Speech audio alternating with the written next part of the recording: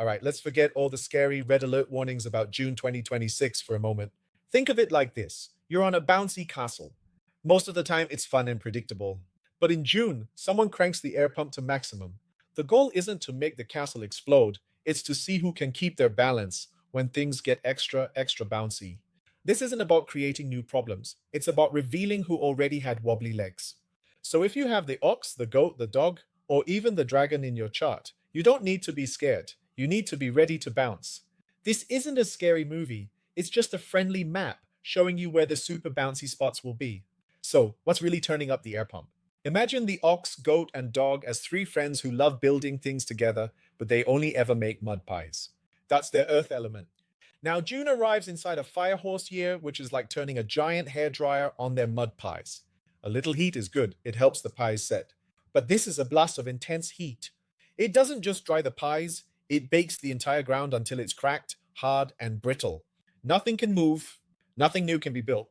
In your real life, this feels like trying to have a conversation with someone who has already made up their mind.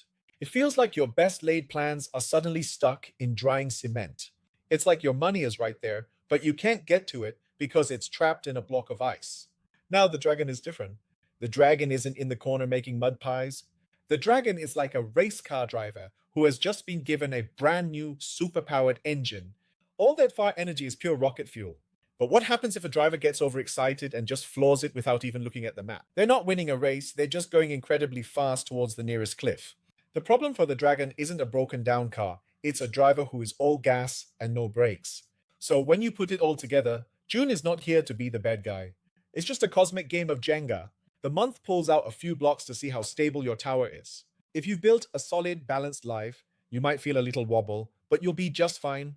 This is why we don't use this to predict a disaster. We use it to feel the wobble long before the tower could ever fall. When you know the pressure is on, you don't just close your eyes and push harder. You pause, you look for the weak spots, and you adjust. So, if you have an ox, goat, dog, or dragon in your chart, the question isn't, will my month be bad? The real question is, where in my life am I being stubborn like the mud pie builder? Or where am I being reckless like the driver with no brakes? Because that's the exact spot where things will start to feel bouncy, and if you can spot it early, you don't fall down. You adapt and learn how to ride the bounce.